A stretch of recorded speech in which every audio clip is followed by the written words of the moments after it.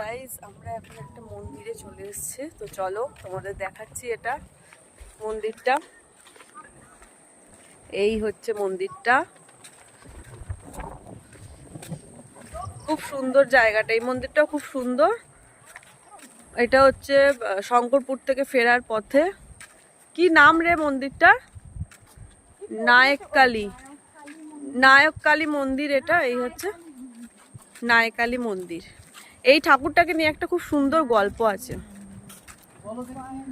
ওই এখানটা বন্যায় ভেসে গেছিল, সেই জন্য ঠাকুরটা একটা হাত দিয়ে বাঁচিয়েছিল না, এরকম কিছু একটা ব্যাপার। গঙ্গা মার সঙ্গে মারপিট করে উনি বাঁচিয়েছিলেন। তারপর থেকে এই জায়গাটা আর বন্যা হয় না আজ পর্যন্ত। ভালো জাগ্রত ঠাকুর। তো চলো, আমাদের আর সানরাইজ দেখা হলো না, আপাতত এখন যাবো ওই ঠাকুরটাকে দেখার পর মোহনাতে। এই হচ্ছে মন্দিরটা। এই মন্দিরটার উল্টো দিকে একটা ইয়ে ছিল না, পুকুর? হ্যাঁ, ওই দিকটা আছে।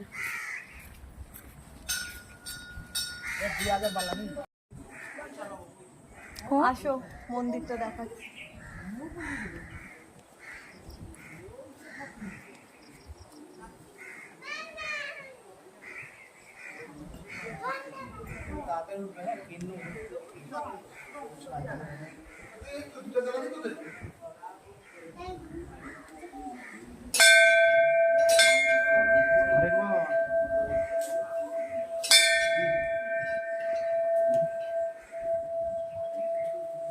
ঠাকুরটা